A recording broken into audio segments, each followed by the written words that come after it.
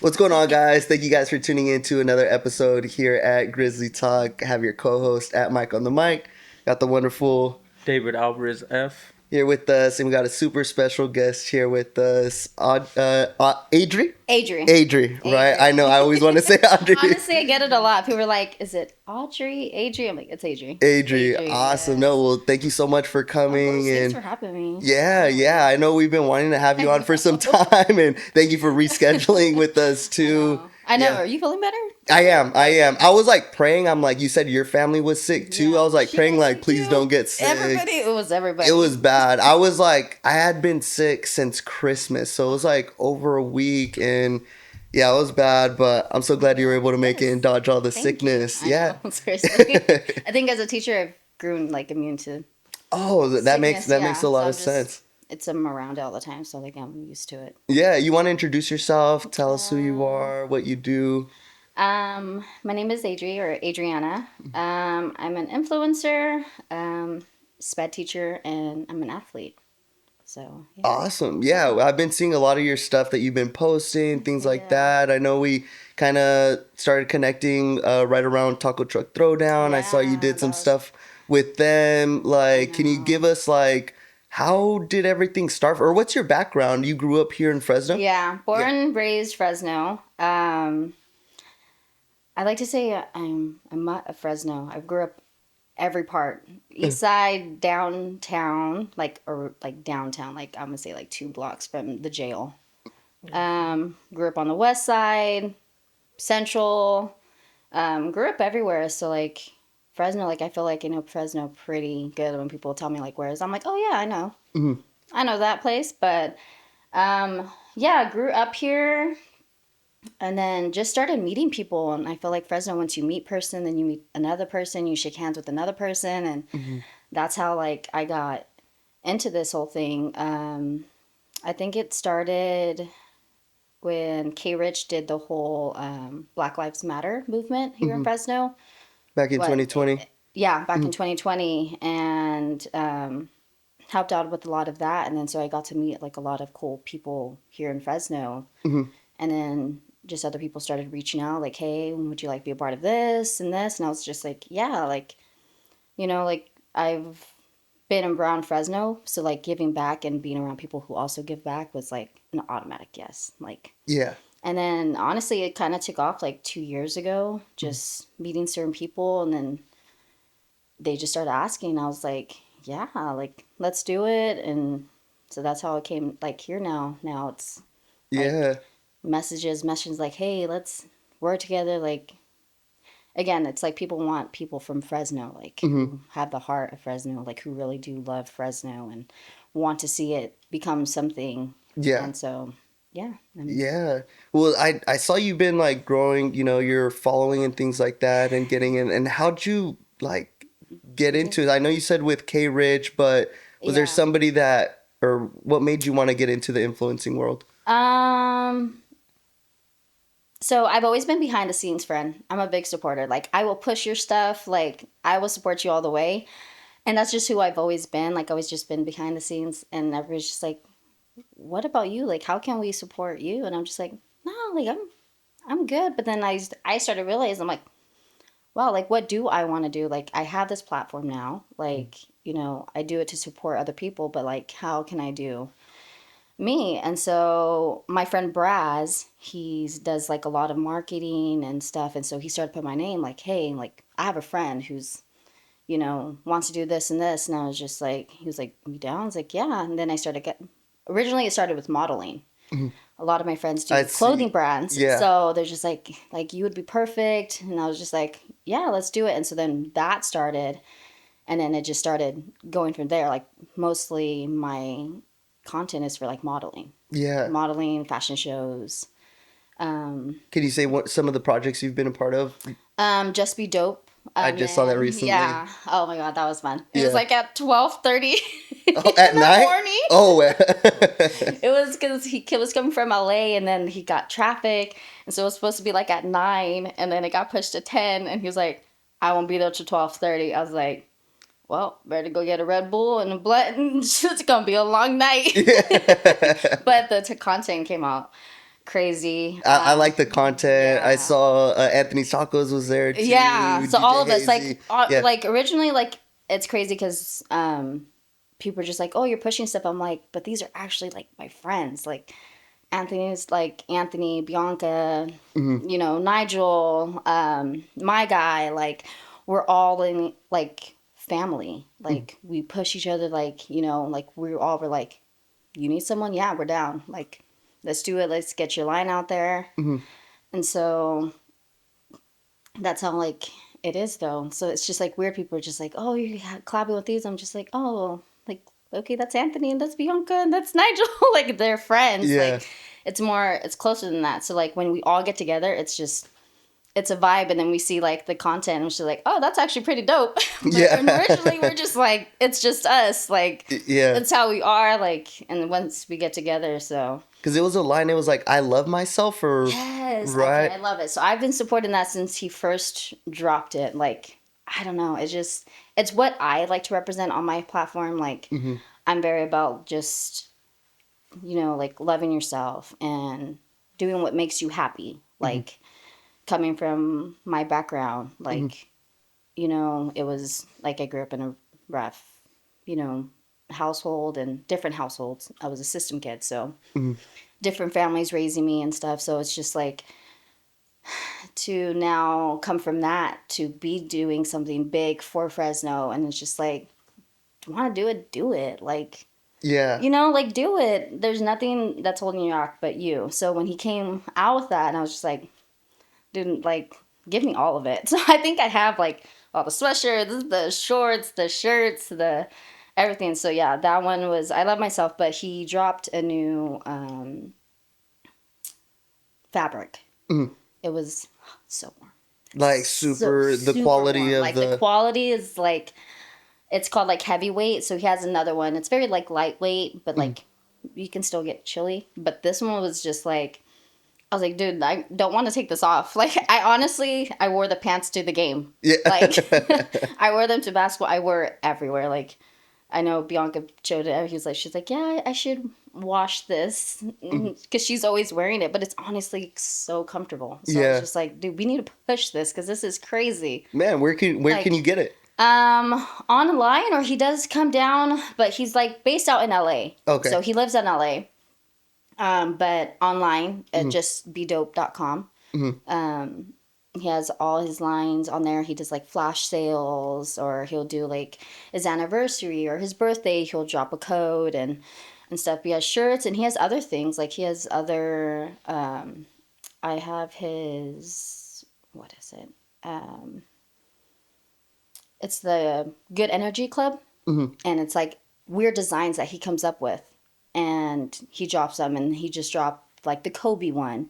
So it's like very statement pieces, and then it always comes with a powerful message. So like that's what I love behind it, because it's just not a brand, it's always a message behind it. And so I wear it because I want to represent that message that he's giving out. Yeah. So that's what's so cool about his, is just it's not a clothing brand. Like his clothing brand gives you like inspiration. Yeah, yeah. So it's the message behind it. It's the message behind it and what represents. you wear. So when I wear the I love myself, people are just like, I love that. Like, yeah, you love yourself. Like, I love myself. Like, you want to wear, like, I love myself. Like, yeah, look in the mirror, like, and it reminds you. It gives you like that confidence. Like, yeah. You Yeah. know? And so, yeah, that's when and then we just got closer, and now we're just like, I do his fashion shows with Ali in the Valley. We have one coming up in March. So it's cool. And then what's cool about his fashion shows is he gives you the pieces you want, and you style it how you want. Like, you bring your own personal style to it. And so that's the cool part about it. Like, Yeah. it's just, it brings your personality out. Yeah, yeah, that's really cool. I saw that project and I was like, Yeah. that's dope. And everybody involved, I'm like, it's some good, Yeah. like, Ali you know, a Valley, lot of yeah, people from it's- Fresno, and Yeah. and a cool one that I saw you did, if I'm not wrong, was with Dr. Greenthumb.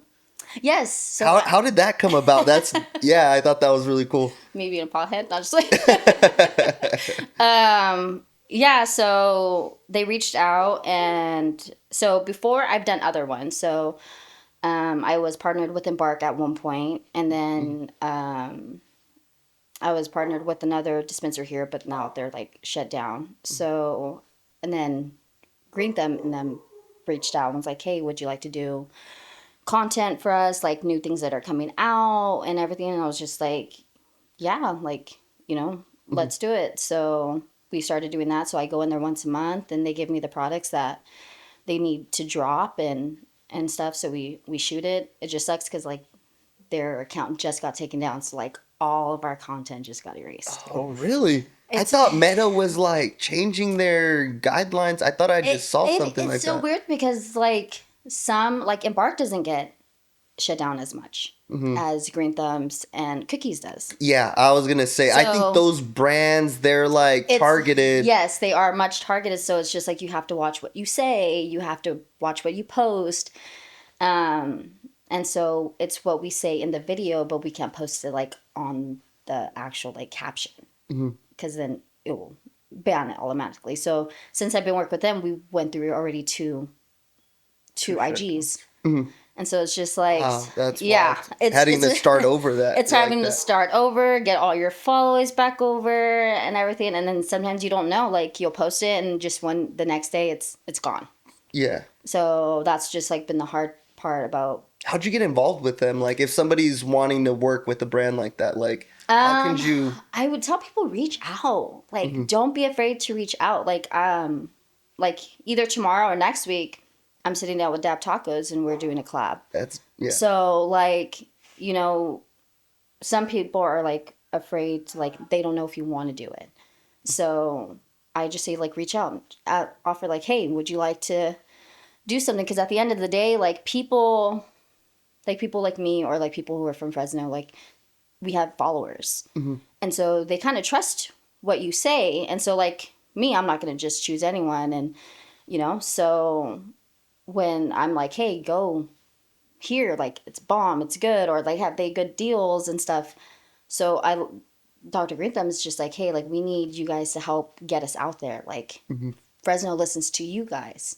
So that's what I like about them is like they want the community. They want the community. Hey, like let's get community on this. So when they asked me, I was just like, and one, like again, I smoke a lot. So they're just That like, helps. oh, she knows. She knows what she's talking about. She knows like, like different brands and like how they taste and like everything like that. And so another reason why they reached out was like, we have a whole bunch of guys. And so a lot of the industry is all guys. Like, promoting it. And he was like, I want a girl face. Like, I want to change the image of just like, yo, like come buy this. Like, he's like, I want like a different thing. So they're like, would you like to be a part of it? And I was just like, let's do it. Yeah. Like, let's do it. So I'm doing Dr. Green Thumbs, and then hopefully this year we can start getting on Cookies as well. That'd be a really cool collab Yeah, as so well. they want me too, because it's now. They the kind of same work company. together, right?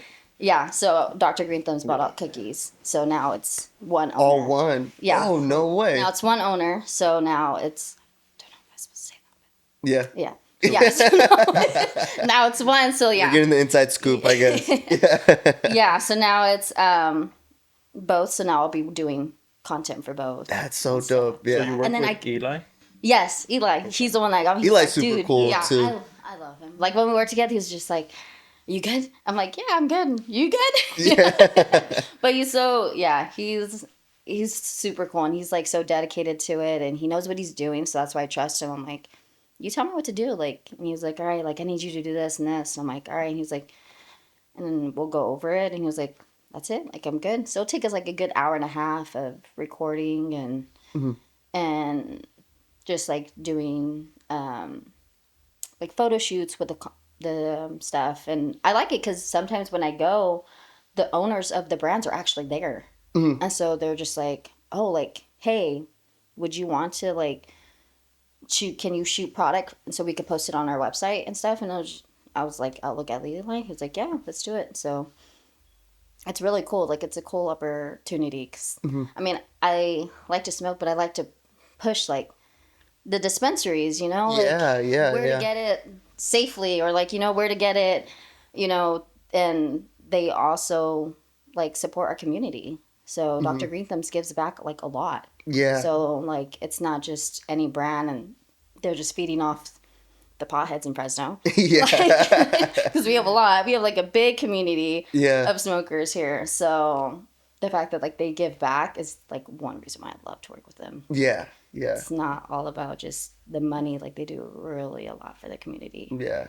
So I think one of the reasons, like, as far as like I've been following you and like, I've gone through your page and everything like that, I feel like, you're very open and raw, and you allow people to connect with you, but also like the vulnerability side of it as yeah, well. Like people are able to relate to you, and maybe that's why they're able to, like, yeah, I know one thing you had posted recently about was like your fitness journey. Would you yeah. say that's one of the things like that helped you get that following, and like when do Yes. you think people started paying attention? I think when I started to come out more, like about like no one really knew who I was. They just knew me as Adrie, and I was everywhere, but nobody knew who I was. So when I started coming out about like my weight loss journey and how that got started, like leaving an abusive marriage and like finding like my journey, because everybody has a journey, like Mm-hmm. everybody has a story, and some people need that one story to be like, okay, like I can get out of it too, Mm-hmm. and so it took me a while to get like vulnerable because I'm like behind the scenes, like I'm very to myself, and Mm-hmm. but then I was just like, I know there's going to be that one person who's going to benefit. And even if it's just one person, like Yeah. I'm fine with that. I helped one person get out of a situation or get the courage to get out of a situation Mm-hmm. and again do what makes them happy. And so my weight loss, like once I started, because like I posted like where I was, they're like, no way. And I was like, yeah, I'm 120 pounds down. Wow. Like, Sure. yeah. Yeah.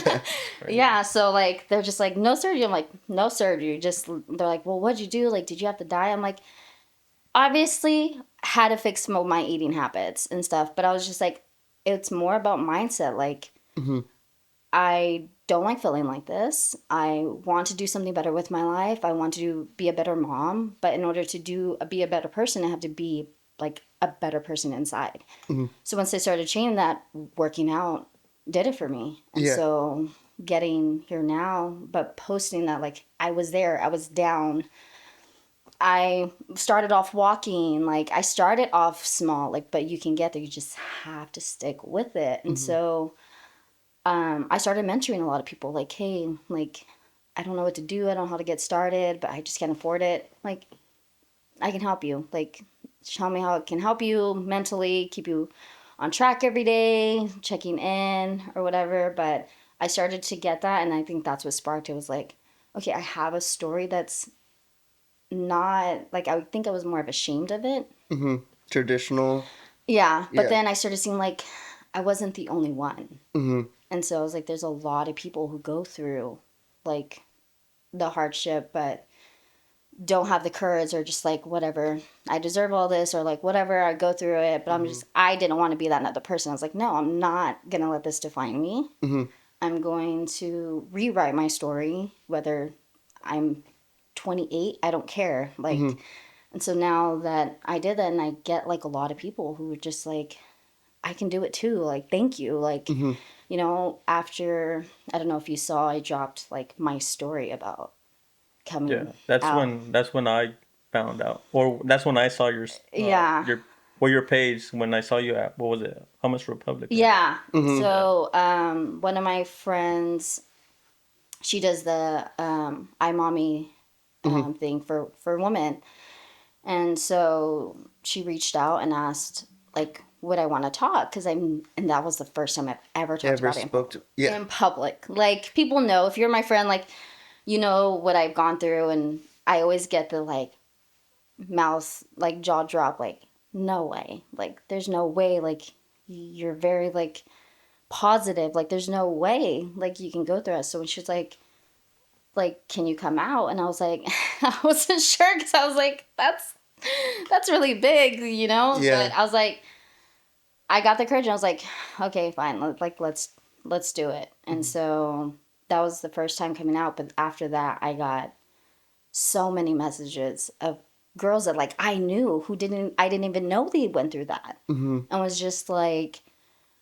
thank you. Like I got so many thank yous, like thank you, like someone who people look up to, like you went through that too and you're not ashamed and you came out of it and now you're helping people who went through it and you're, you know, doing what you love and now like, you know, you're here. And I was just like, yeah, I was like, everybody goes through it and it's nothing to be ashamed of. It's nothing to like define you. It's just, I tell girls, like, it's something you just went through and accept it and you heal from it and then you learn from it and you move on. So I think the weight loss and coming out with that is really like Kind of help the took off trajectory. because Yeah. now they don't just see me at Adrie, they see me as like a human who's like went through some stuff, but now I'm here, but like I worked to be here. Like I've done not just, you know, meeting people, but I've done like, you know, changed who I was. And I wanted better and I went and I got better and so now girls are just like, I can do it. And I had a girl who's just like I left. Like I want better. Like I want to be happy. And I'm just like, good. Like you deserve to be happy. Like and stuff. So I think that got my followers like really up is just seeing that like, wow, you're a genuine person. And people connecting And with people can that. connect and no judgment. Like I don't judge people like at all. Again, you're just going through something that doesn't mean that's who you are as a person. It just means you're tolerating something for way too long. Yeah. Is that So stories still on Instagram or? Yeah. Okay. yeah. When did you know it was like uh, you were Yeah. over it? Like you wanted to change already? Um so I had been thinking about it. So on there I posted that I started going to a gym and it was all girls gym. So with my marriage, I was not allowed to do anything, like nothing. So my sister was doing this challenge with an all girls gym and I was just like, she asked if I wanted to do it. And I was just like, yeah, but you know, I had to ask and because it was all girls, it was okay. But I met this trainer and she was honestly going through the same thing and she can see it that I was. So we kind of bonded.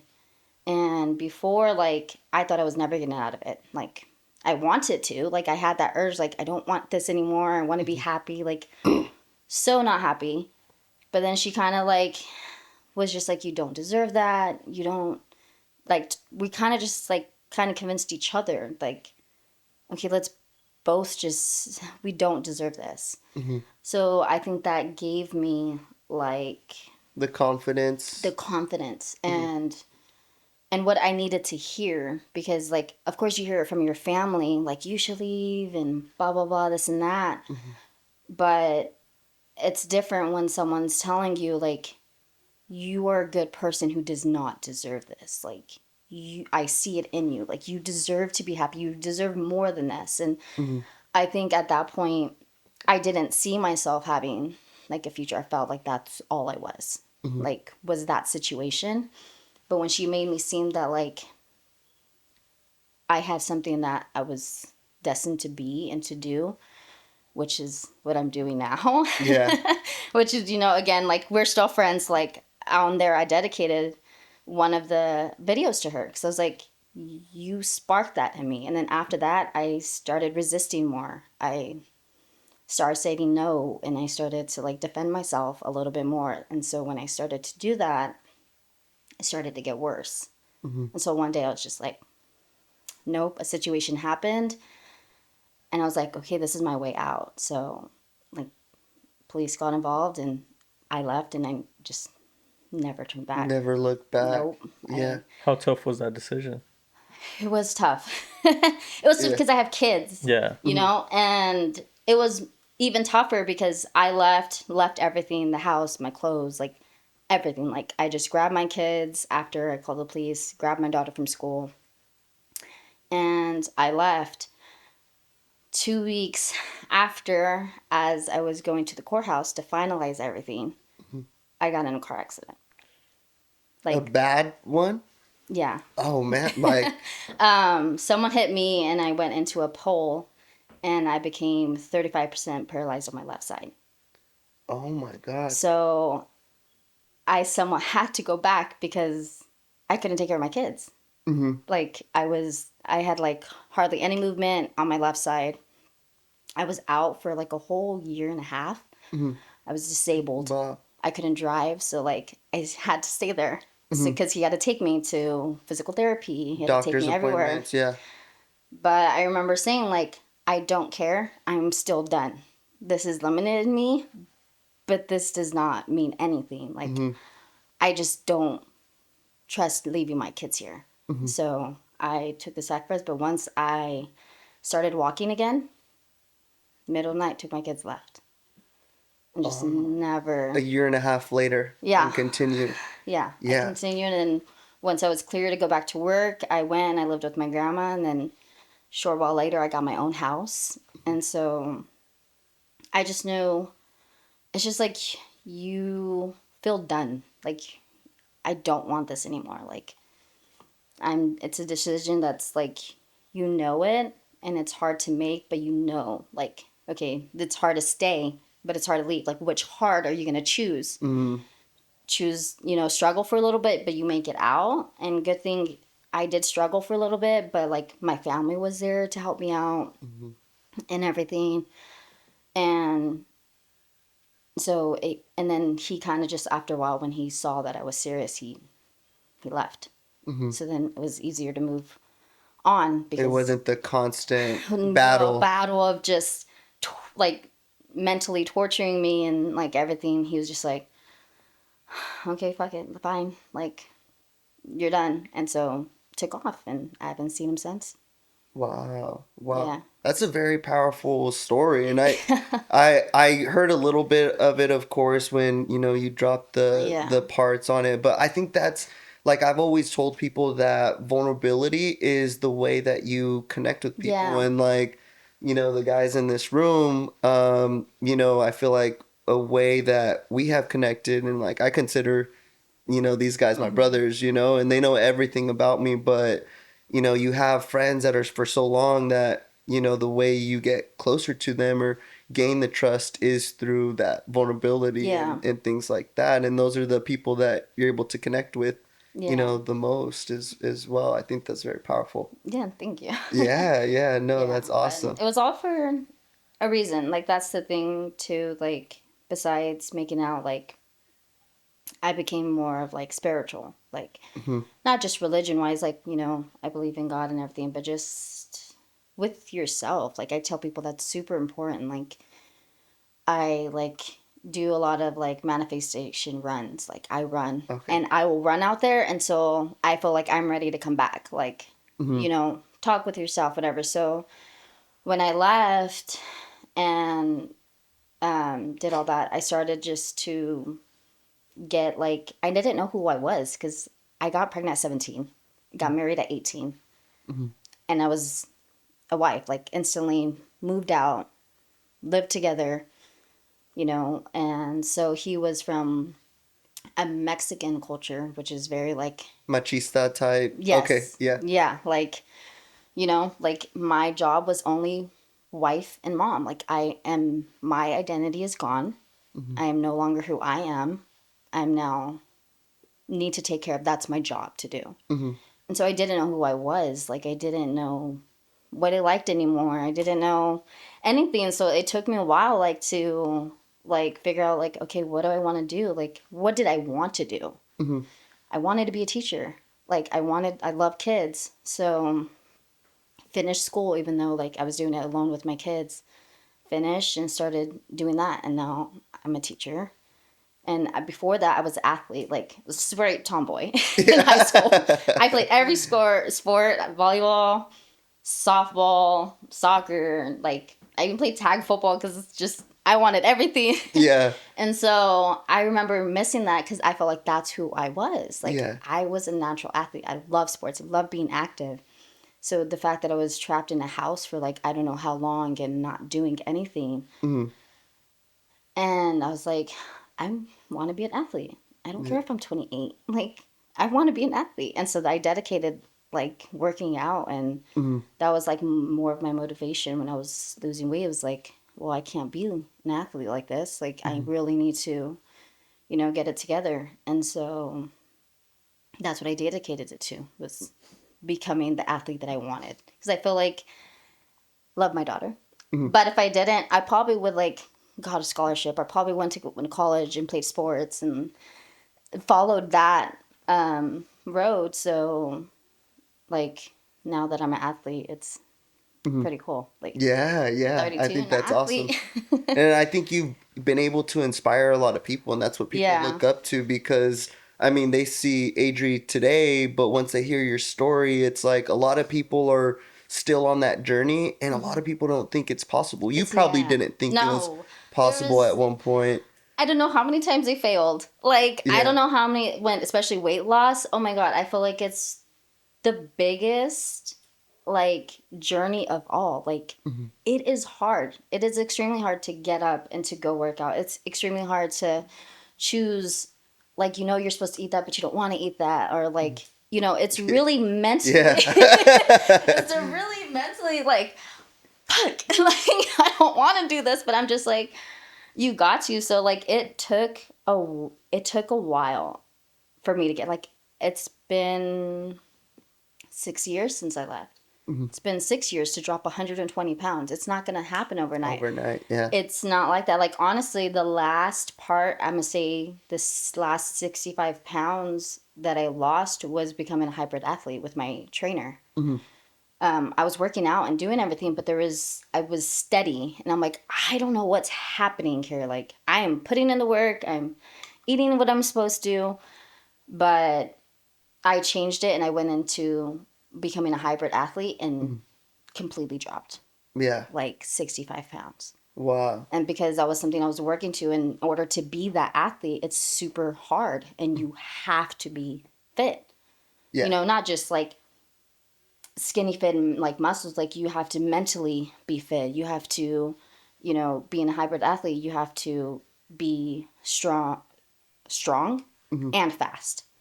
So at that time I was bigger, so I was more doing heavy weights. Like before becoming that hybrid, like I could bench like 165. I was squatting 315. Like I was Wow. heavy weights, but I was still heavy. And I'm like, okay, I don't know what's going on. So once I started switching to hybrid, and I was just like, okay, one, love this.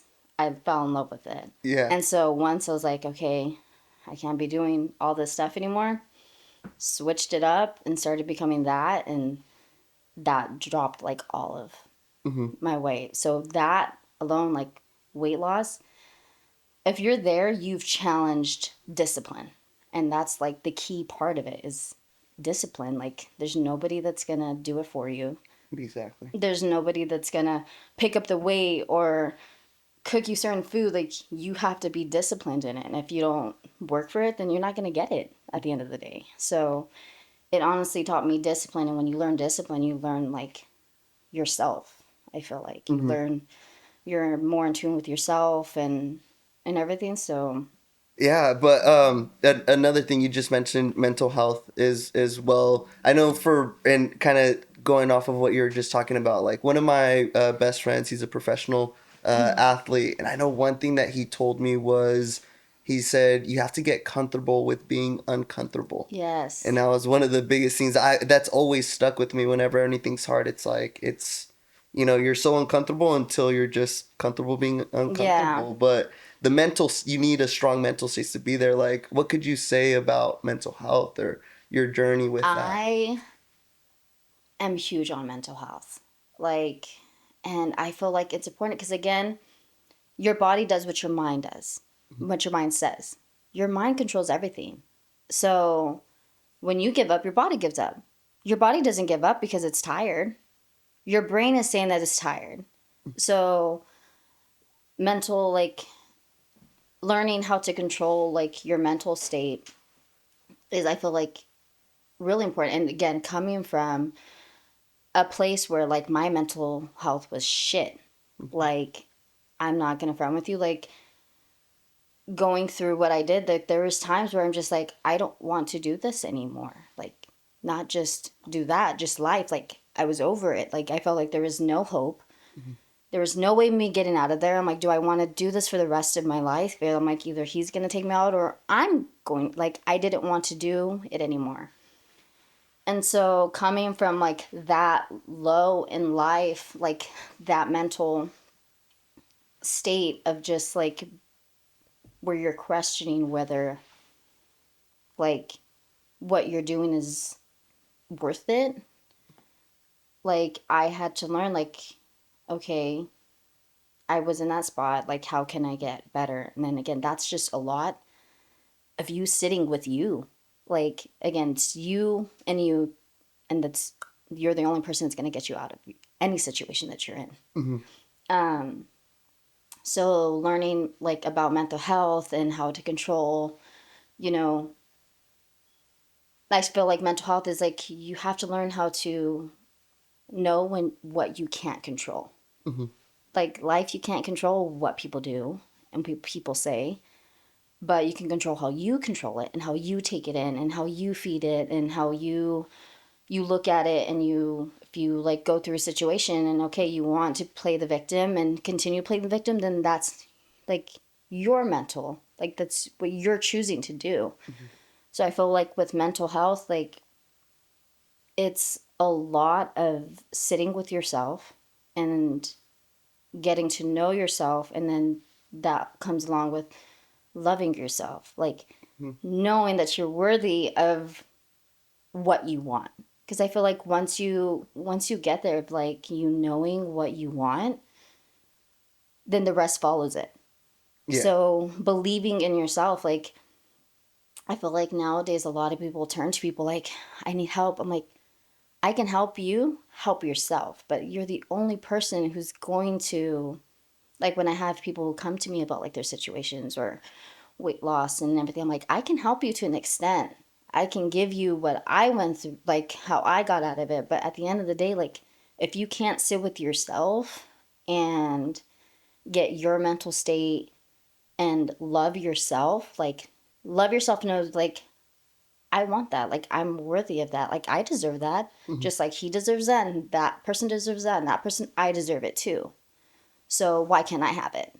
Like it's a lot of that. And so once you get into that mental state of like, I'm worthy of that, all right, now I'm gonna start working towards that because I want that. Mm-hmm. And it's okay to be selfish about that. Like 100%. Yeah. you want something, like you feel like you're worthy of it. Like some people just like, laugh or be like, what? Be like, yeah, I'm worthy of that. I want that. Like I deserve to be, if that makes me happy, then I want it. So it's a lot about having that confidence in yourself. Like confidence plays a lot part of it too. Like if you have that confidence, you kind of really don't care about what people say or do or anything because you're focused on you and what you want and how to get there. Mm-hmm. And so again, you just got to get in tune with yourself. Like Yeah. really get to know you and what you want and Yeah. then go after it. Mm-hmm. Yeah. If you had to say it, let me make sure this. Oh, sorry. Oh yeah, it is. Okay, perfect. If you had to say, what are some things that some of the steps that people should take to gain that confidence? Because I know, like me, I've always known like the way I've built my confidence is by doing things to get me out of my comfort zone, but then also to just do things that make me proud of myself. Yeah. Yes. So again, it depends on like what you're working towards. So like me as an athlete, like I loved doing what I was doing, but I didn't feel like it was challenging me enough and I was comfortable with what I was doing, but I wanted something that was going to be uncomfortable. And so when my trainer brought this certain race to me, literally my words were like, I could never, you're crazy, never doing that. Like again, had no confidence that I can do it. Mentally thought I could not. Like literally laughed at him because I was like, I can't do that. Like no, like Yeah. What was it? What kind of race was it? it was so. It's called a Deca Strong. Oh, I don't wow. know if you heard about Spartan races. Yeah. Yeah. Okay, so I've done Spartan races, but again, I'm really strong. So when he brought this to me, you have to be strong and run at the same time. That's when I was like, when I watched him do it, because I wanted to go support him, and I watched him. I was like, one, you're like 24 and you don't even know what knee pain is. So like, you don't count. So he was like doing this like nothing and with like no sweat or anything. And I was just, he was like, you can do it. I was like, he was like, Johnny, you can do it. I'm like, I'm not doing it. So like for the longest while, he was like, you can do it. I was like, I can't do that. Like, I can't. Until finally I was like, fine, let's do it. And so I was like, and it was uncomfortable. Like, I think when the first training I went with, I threw up. I was like, nope, I'm not doing this. Like, it wasn't something I was used That's to. a good sign. That's a good sign. Yeah. It wasn't something I was used to, but then I had already signed up, so it was like no backing out. So I did it. And then when I finished, I was like, I fucking did that. Like, I don't care if it wasn't like, one, I beat the time that I wanted. Like, I'd placed for myself, but I've only trained for 4 months before. And I did it. And that uncomfortableness and that, like, not knowing what I was doing and comfortable with. And then after, like, the reward, I was like, fucking did that. Yeah. like, and so that was just like, just do it. Like, you know, get the, like, whether you don't think you could do it or not, just get the confidence to say, well, if I fail, I fail. Like, that's the thing, is like, people are afraid to fail. Like, okay, it's okay. Like, at least you attempted to do it. You try to do something that you're not normally wanting to do. And just like weight loss, people like fail, like, oh, never gonna lose weight. Like, okay, you failed. Okay, next week are we gonna try again? Like, you're gonna get that like, again, that confidence is you. So like with me, building that confidence was, do I need a new fit? Do do I need like new shoes? Like, do something that's gonna give you that confidence. And when you feel good about yourself, you'll feel good about doing stuff. So working out was, for me, doing that was seeing other people. Like, these people are crazy. Like, what? Like, especially my trainer. Like, he, till this day, like, he's someone I look up to when I'm like athlete. Like, when I'm working out, because I don't work out with him anymore. But when I work out, I'm like, I can just hear him like, you're only getting 50? Like, you're only getting... I'm like... I hear that in my head sometimes too, yeah.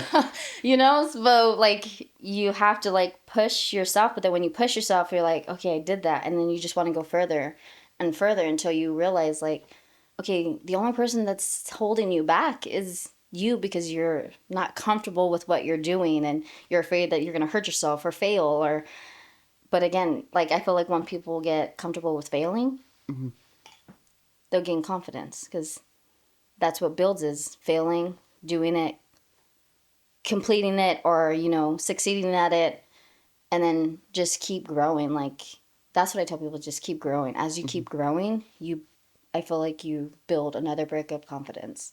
You do something else, another brick of confidence, and then you'll realize like people like, I don't know how you do it.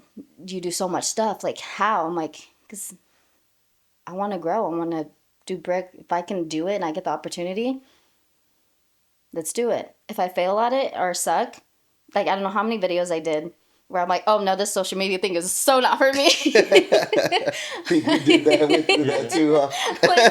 I'm like, I am horrible. I sound like a man. There are so many times I'm like, I can't do this. No, this is not for me. But then as I got comfortable with it and everything, so being uncomfortable. So 2025, I told myself I'm being uncomfortable. Going for anything. Opportunity comes, let's do it. No more saying no. So 2025 is uncomfortable and saying yes. Yeah.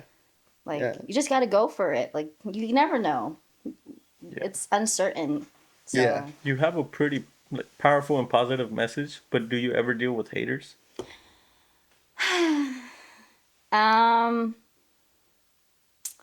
do. How do you deal with that? You just got to keep going. Yeah. Do you Gotta ever prove reply? them wrong. So I used to get a lot when I was losing weight. I used to get like a lot of people are just like, I don't know what I'm talking about, because obviously I was still big. Obviously, I'm losing it. I'm sharing my journey of losing it. I'm gonna fail, or like I would post something, you're not supposed to eat that. I know I'm not supposed to eat that, but I'm human at the same time. Like, I'm gonna want that, but um I did get a lot of comments about when I dropped that. Like, why didn't you leave? Why, like, you don't know my situation to even be commenting on my situation. Like, how'd you stay 10 years? Like, you let your kids, like, I got a lot of that, like, more of judging. And I'm just like, until you're in that situation, you can't say anything about anybody. And so when I do that, I always just tell, I'm a person that likes to say, like, thank you and with a smile, because I feel like haters hate that. Like, I'm like, oh, thank you for your Kill 'em with comment. kindness. Thank you, yeah. Yeah. Like, you're not going to get to me, because that's what they want to. At the end of the day, that's what their intent is to put you down. I'm like, look, I did that for 10 years.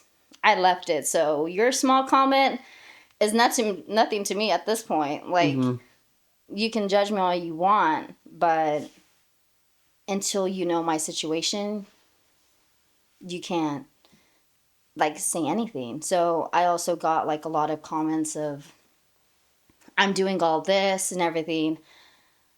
But I have kids. I'm a great mom. I'm very involved in my kid's life, coaching my daughter's basketball team. Like, That's so cool. Yeah. like, That's where you were tonight, right? yeah. So like, I am always a mom first before going out. So like, when I was more of like in the club scene and everybody were like, why aren't you at home? Like, where are your kids? Like, my kids are good, like, well taken care of. Like, I'm also human enough to do what I want to do. But of course, I'm going to be a mom first. So that was like mostly the main thing, was like, I was out everywhere and people were like, are you ever home? One, I just don't post my kids, but like, my kids are always at the some slight events with me. Like, I try to do events where like I could take them, or like, Yeah. a lot of the collabs now are with my kids, like things I can do with them. But that was like the main one that would, like, I wanted to say something back, because like, as a mom, like, you're not gonna call me out as a Yeah. mom. No, that strikes Like, a nerve, I would imagine. like, oh, what? Like, today I almost got into it with a rep, because I was like, look, I'm a coach, but that's my daughter. You better cook. Yeah, You better cook. take it easy. Yeah. You better cool it. So when I was getting criticized as a mom, I was like, look, I am doing this alone. My kids are good, healthy. As long as that, then I'm allowed to do, like, if I want to go out. And then another one was smoking. Do you have kids? My kids see it at school. Like that was like a big thing too, was like smoking. Like, you're doing green thumbs. You're a mom, you're a teacher. I'm also human and everybody does it. Like, so And it's legal. And it's legal. And I'm promoting it to get it legally. Am I saying to go to a sesh or down the block? To go to Plaza? Like, am I saying like, hey, hit up my plug? No. Yeah. Like, I'm telling Out you. the trap. Go, right? Like, am I selling it? No, I'm a mom, and I need something to not go off on these kids. So that was like, and it did get to me. Like, it would get to me, and to where like I felt like I had to change my life. But then I was just like, one, I'm not doing anything wrong. I'm mom first, then Adrie, then influencer next. Like, so I think those were like the biggest ones, was me coming as like a mom and then smoking.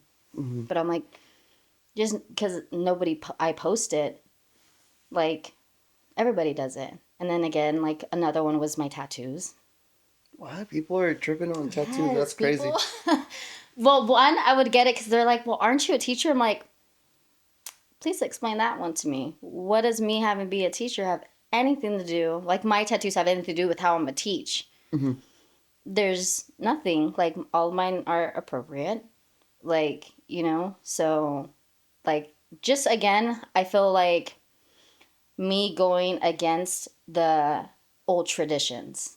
I'm being mom. I'm supposed to stay home and I'm supposed to, again, cook and be there with my kids. I'm not supposed to be out at events, or I'm not supposed to be out smoking or promoting a dispensary. Like, that controversy of what your image is supposed to be like, um, messes with people. And of course, they're going to make their comment about it because they're so stuck in their ways.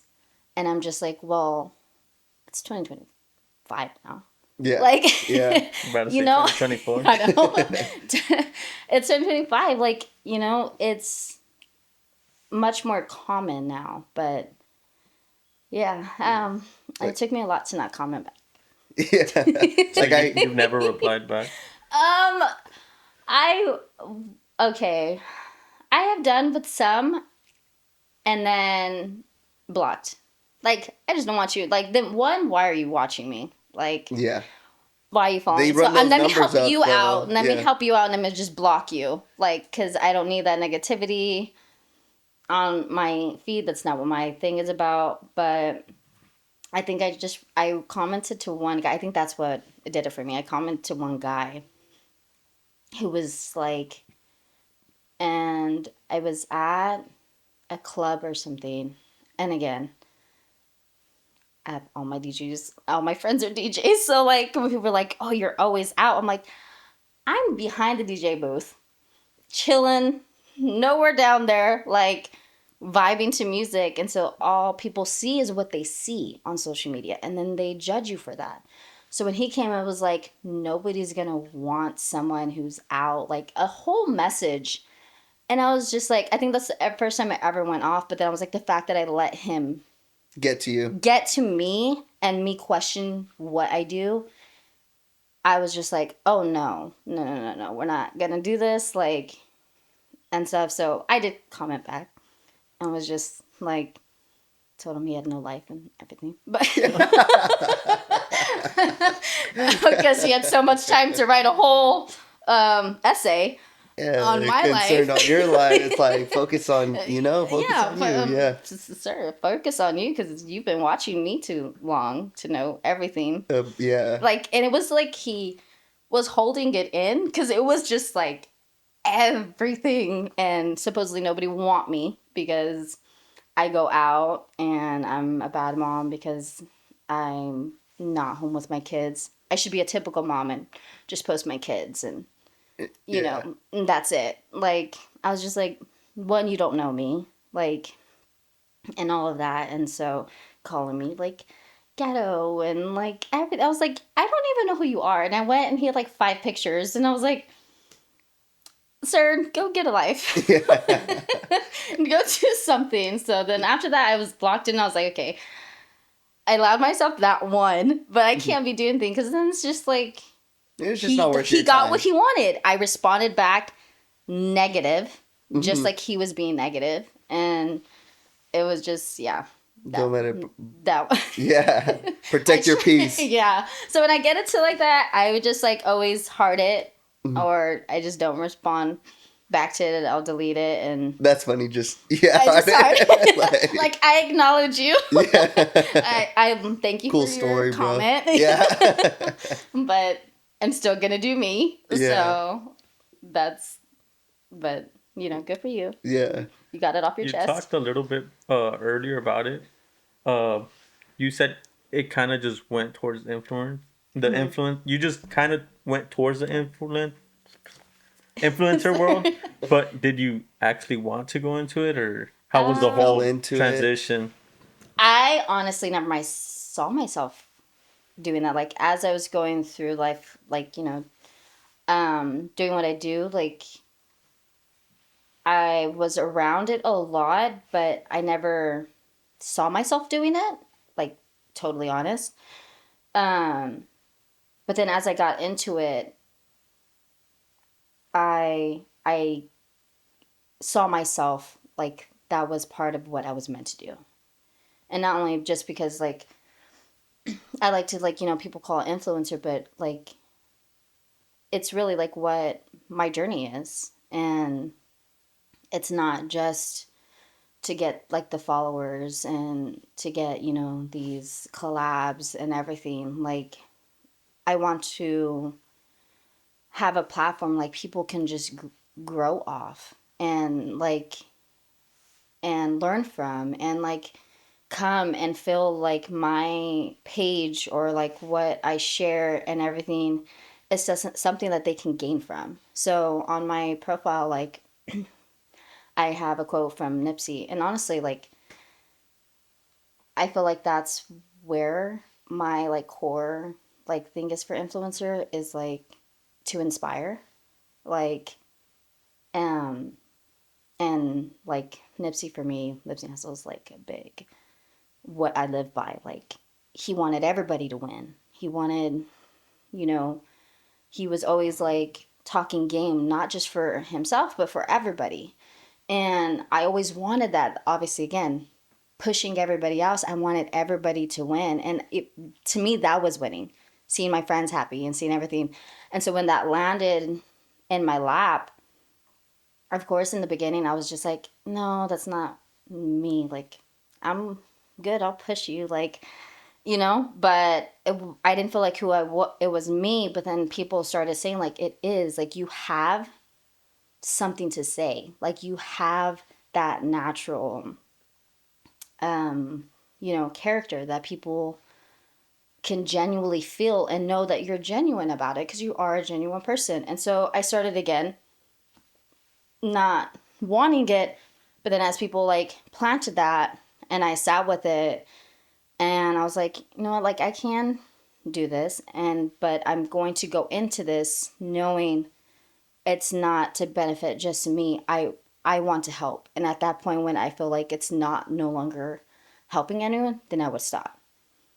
Like I want to be able to again inspire someone. Like it's what I do. Like how do you do all of it?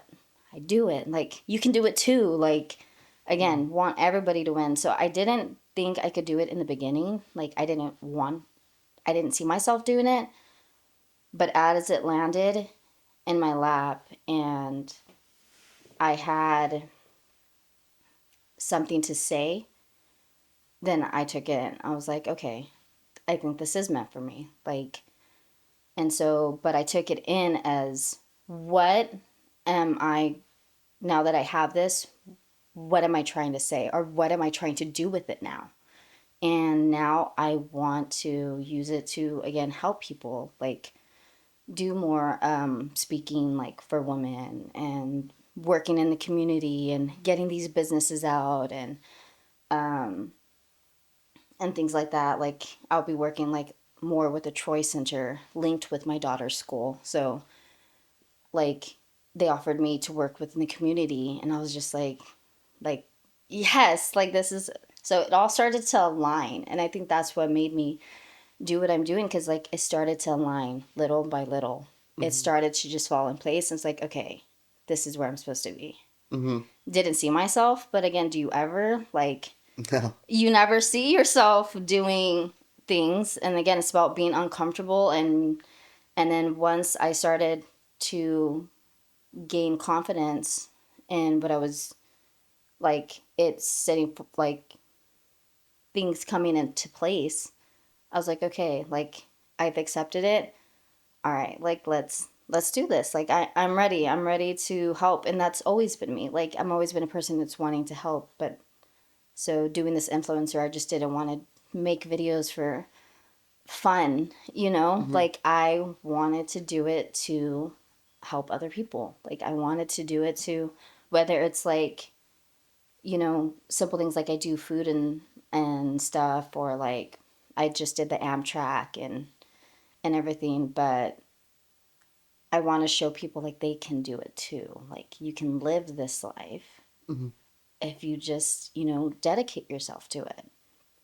And so, yeah, I did a whole run on it. I did like a 6 mile run. I was like, okay, is this meant for me? Like, I'm in this position, and this is not just an ordinary position. People look up to you, people follow you, people like, now you're in a spotlight. And so I had to like now look at my life, like I'm in a spotlight now. Like, what am I going to do with it? Am I going to do it to, oh, come look at me? Or like, am I going to do it to like make, it matter? And so when I saw that I can make it matter and help other people, I said, yeah, like, let's do it. And now it's like really taken off since I've said yes to it. And I like it. Like so far it keeps my life busy. Like I get so many like opportunities and everything, but I love it cuz people see what so I represent myself, and that's like the hard thing about it. I don't have a brand. I don't have something I do. It's me. I'm representing me. I'm branding myself. And with branding myself, I wanted people to see like you can do it. Like you can do it. Like let's put you on too. Like let's you can get where you want to be.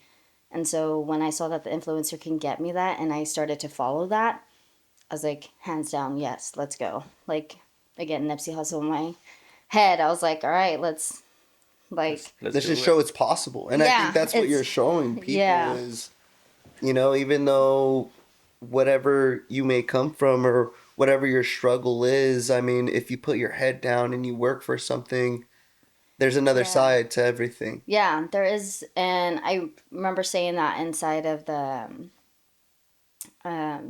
women's thing that I did. Even if it's like the smallest light, it's still a light that like you can open wide. Like I tell you, like don't. I always say like never give up on yourself. Like never, because once you give up on yourself, that light is gone.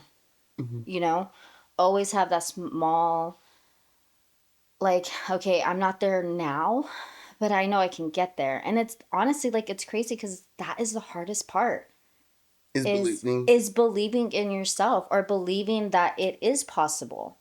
Like and yes, there are a lot of girls that don't make it out or don't people that don't make it out of their situation, and it's because they don't have that small belief. Like if you just believe like in yourself, like believe that one day I'll get there. Like again, it took me 6 years to be here. Like and I wouldn't even say I'm totally done with my journey. Like I still have a lot of things that trigger me from the past, or I still have days where like I break down and cry because it's just so overwhelming, or like, at the end of the day you're human, but as long as you can believe that you can do it, then you can do it. Because again, it's all mental. Mm-hmm. It's you. You're going to do it. Do it. You're going to go after that job you want. What do you got to do to get there? You want to lose weight. What steps are you going to take to get there? Like, so yeah, believing is a huge thing, and it's the hardest thing because like it's so easy to give up.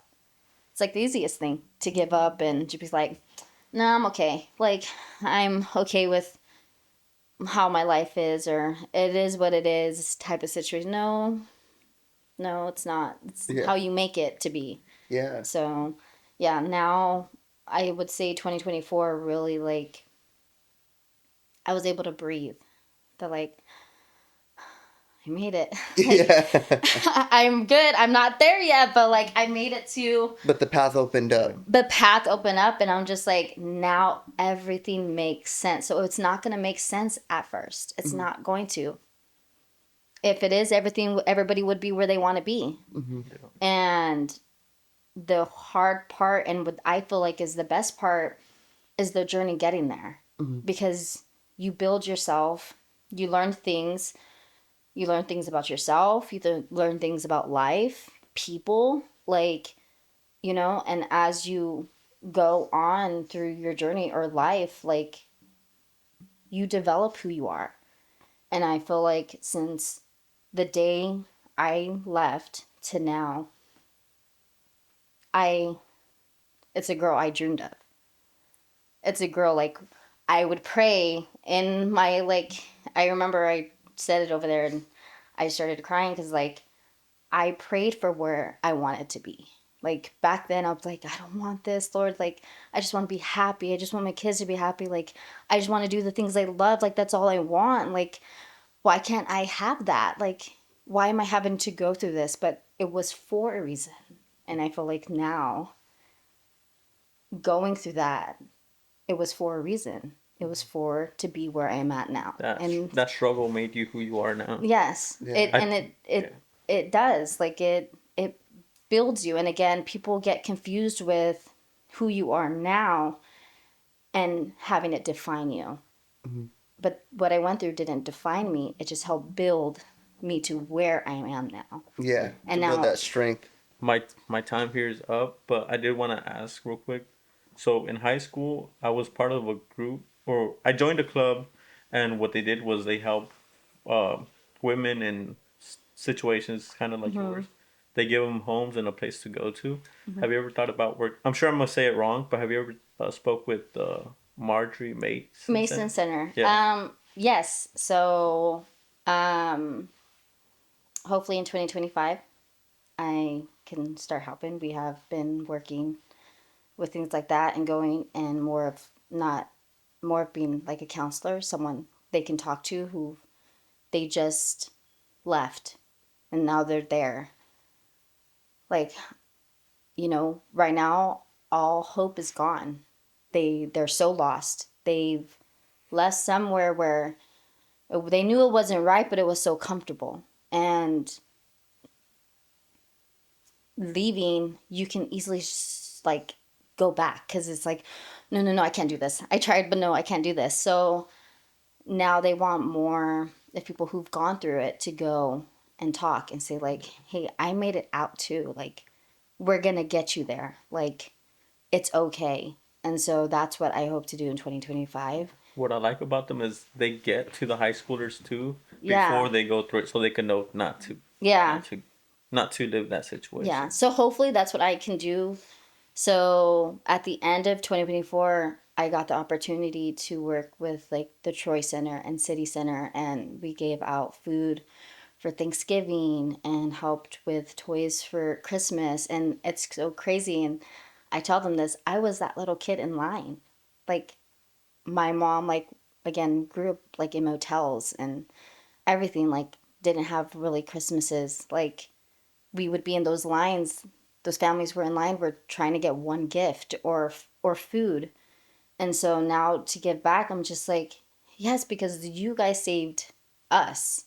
I don't know how many times at Marjorie Ranch Center, like growing up with my mom, abuse was a normal thing. And so we would always be there.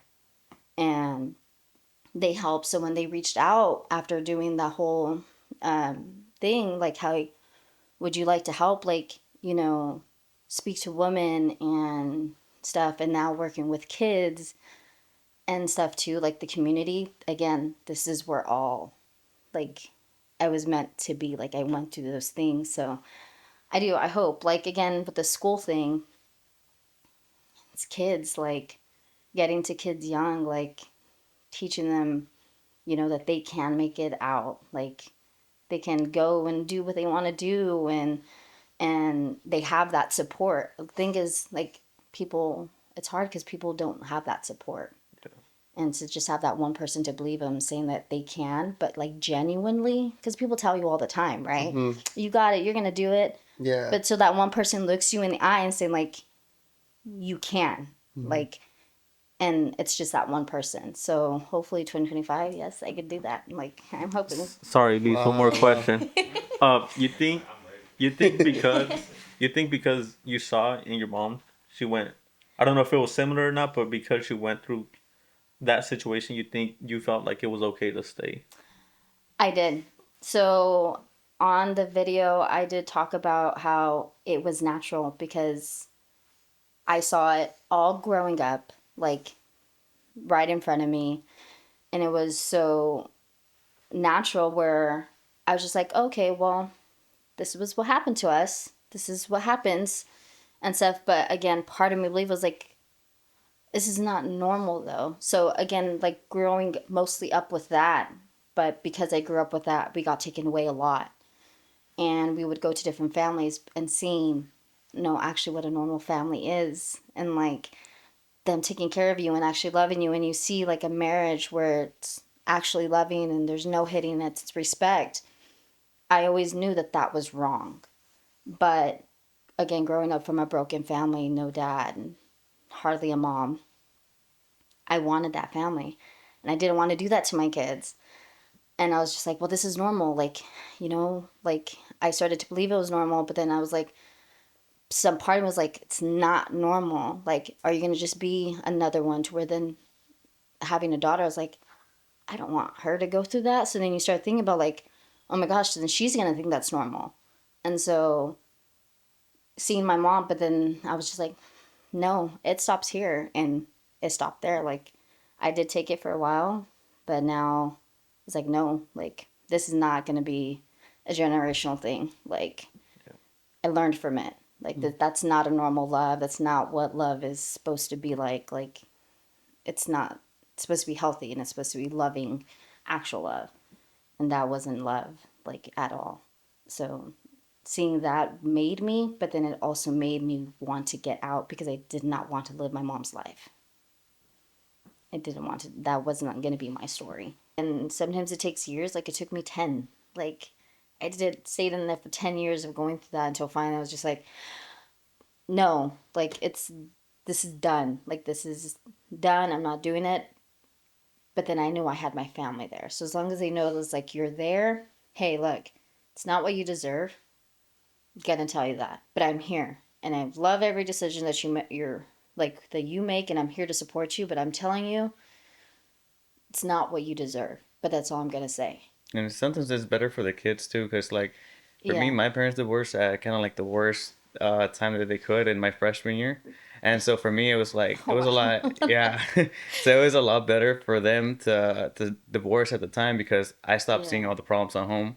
But Yeah. it was bad in the long run because I didn't realize that you need two parents to be able to have a proper life, especially like in your freshman year where you need that High school, support yeah, the from your support. parents. Like that's like a critical moment, and Yeah. like it just messed things up. Yeah. But I feel like we're similar in like in that sense of seeing abuse growing up and like being athletes at an older age. Hey, The only you thing an that, athlete too? well, I was, but I just I'm old, man. Like, I I'm keep about to be 33. like I Oh, kept on getting injured, so I had to stop. But I was playing soccer and I loved it. Like Oh my I was goodness. playing competitively, so I Oh was taking it yeah. super serious and like I just loved the journey. I was an Yeah. athlete too. Believe it or not, I was a track captain. Track? Track? Hmm What? What? I started track my sophomore year.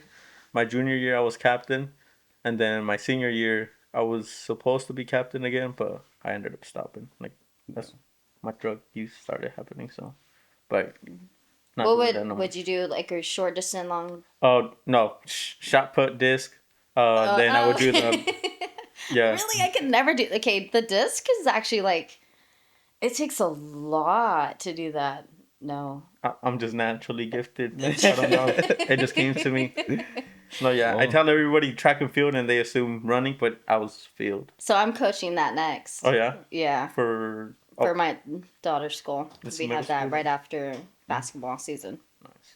well, Yeah. Adrie, thank you so Yes. much in for coming. And this section I just ask quick, like fun questions. So I'll ask the first questions, and they're like, just simple, and then we'll get into some deep stuff. Okay. So the first one is like, in Fresno, who are your like top 5 people or businesses you would like people to know about? My friends, Anthony Bianca for Anthony's Tacos. Shout out to that. I know, best burritos. Yep. Whenever we're like, I'm feeling like down or like, cause like it's a lot, and as an athlete, like that's a lot to handle. Like, trust me, if I can eat them every week, like they're always there, and they're like, come get us. I'm like, dude, I can't eat your shit all week. Like, I got goals. But when I want it, and I'm just like, this shit smacks, man. Like, I wish, like, my daughter, she literally takes their salsa to school. Oh, that's It's cool. really good. She always gets their bottles, and she's the weird girl who takes their salsa. Salsa.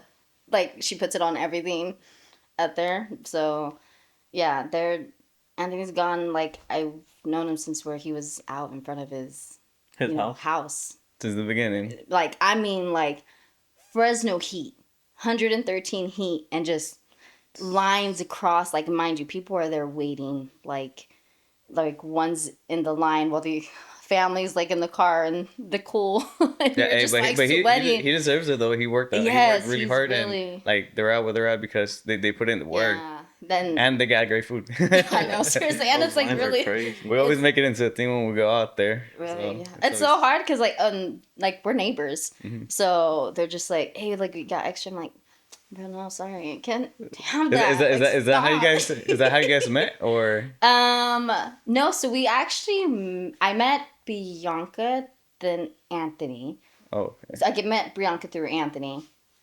We actually all worked out together at 5 a.m. in the morning for like months. Oh man. Yeah. It was like this whole thing. It was Kate Rich, Braz, Anthony. That's how we all became like fam. Like we all, I don't know if you always see, we all call each other fam because like every day, 5 a.m. out there by Woodward Park, and we would work out, and it just became like friends, and then we became family, and then it became like a whole thing. So that's how I met them, and then we started blasting his taco, and then all of us blasting it, then it just started getting like big and more people there, and then you just saw the lines and you're like, okay, is this shit? And what about Where's waiting in line? Like this is a long ass line. Like you really had like they were back then, like if you didn't get there early to wait in line, like you were waiting in line. Like there was a line going, and I was like, sometimes I'd show up, I'm like, me and Braz would pull up, and I'm like, damn. are we waiting? Are we doing this? Can you get Like, can we're you get me already through the here. side, fam? I know. Can we get it from the side? But What about other people? Do you want to shout out anybody? my bestie, DJ Hayes. DJ Hazy J, who just got, working with B95. Like, it's huge. She's DJs everywhere, but like DJ takes like a nut. I couldn't do it. Mind you, been around DJs like K Ridge, her, Alex, other DJs here, and I'm like, I can't do that. Like you guys have, it has to take like a natural talent to be able to be like that song, like instantly, And so now, like I was traveling with her, like to her events and stuff, and I'm like, dude, like you fucking got it, like. And so after doing Hot Girl Halloween, was like 2 years ago. 2 years ago, she did Hot Girl Halloween, and she just blew up from there. I'm like, you just needed that one thing to people to see who you were, and people saw who there you you go. were, and it just like it took off. It took off. So now she does like B95, and she does like other like events here. So if you need a DJ, Congrats to you. if you need a DJ, but let's see who else. K Rich, you guys know, like The Fresno hardest legend. working man like of life. So Cocky's brunch. If you ever want to get drunk and listen to music, because have you ever been to Cocky's for brunch? No, but we're going to. I know. We're gonna Just go make get. sure you have a DD. We're gonna go get shouted out as the hot Latinas. Oh, you know who invited me there too? Sam. He told Oh, me to yeah. hit him up. But, Sam's never. always there. Yeah. Yeah, that. So Cocky's would be another one. Like, I love going out, but as you get older, like, the young crowd's taking over. So, like, when I go out, when I would go to her things, I'm like, I could teach these people. And then him and Gorge be hitting different now. Yes, it's like totally different. So every time I go to Cocky's, I'm just like, it's just always a vibe. People there are like so friendly. The owners are amazing, like James and Mike, super close with them. So like the vibe is different. And I love going there, and we all just end up always meeting there, and it's always fun, always a but good not time. crazy, and no drama, and no like fighting, and everybody's just vibing. And then you go home, and it's like you It's a feel good day. good about going out. It's not like, Yeah. why did I do that? Like, it's so dumb, like going out. No, it's just like, man, that was a good time. Like, that was pretty cool.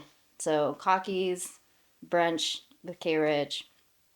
Out of everything that you do, what is it that you like doing the best? Because I know, like, you're like me. We're like doing a little bit of everything, just doing different things. So, what do you enjoy the most?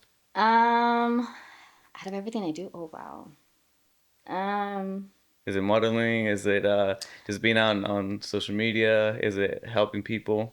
it's I would say it's helping people. Like I I love seeing people win. Like it just makes me happy. Like when people like, hey, I got this. I'm like, dude, yes, like let's go. Like that's like because at the end of the day, like you want people to win, and when you have that where you don't, like that's like I've noticed as doing this, like there's people who like didn't want me to do them. Like, okay, you're cut because like that don't want that around me. Like your friends should be the ones like Pushing you. pushing you because at the end of the day, like yes, you're an image, but the behind the scenes, like Anthony Sacco, so yeah, it's Anthony Sacco, but like at the end of the day, like that's his money, that's his bread. So I'm like, let's push you. You're out there. Hey, Anthony Sacco's out there too. Like, go get something, But I'm a huge advocate for always striving to be better in any yeah, way that you can. And like, I don't understand negativity too much. Oh, I do, but then like yeah, it's like so out of my realm of thinking because I don't think like a hater. So it's yeah, very hard for me to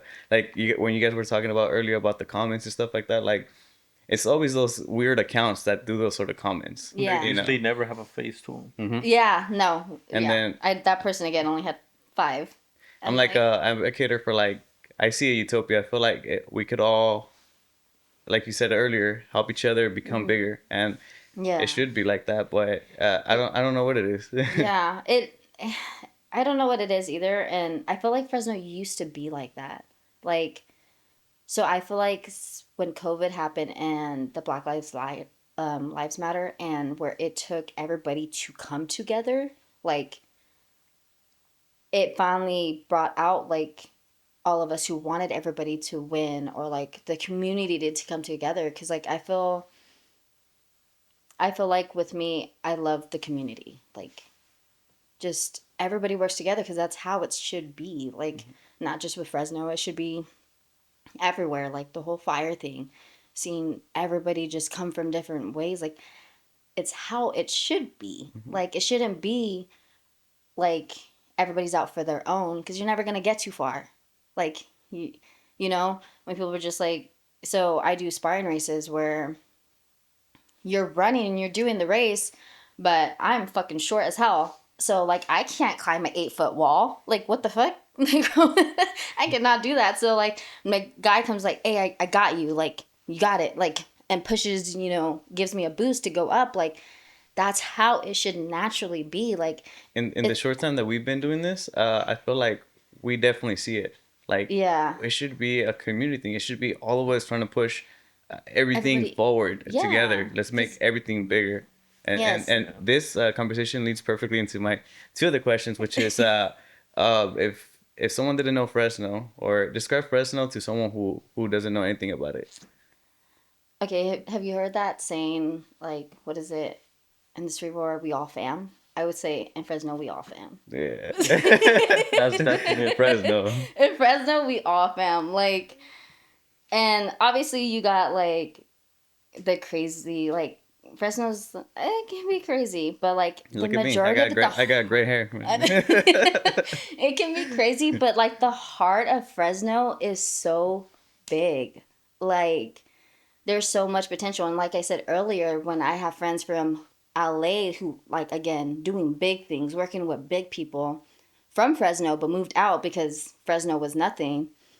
People in the Bay, people in like different places be like, wow, Fresno's like really coming up. I'm like, yes, like, and it's all because like we're all pushing it to become something. And again, Like, that leads to my question. So, how do we deal with the negativity here in Fresno, or what's left of it? man, just keep coming together. Because, like, when say like you going into war or whatever, like it takes everybody fighting together to win a war. So I feel like with the negativity here in Fresno, we get a lot of the typical um hate on minorities. Like I'm sorry, it's just I it's grew up in a elementary school. thing. I had an issue where I'm a foreign person. I was born in Mexico, so I didn't Yeah. speak proper English until I was like in middle school.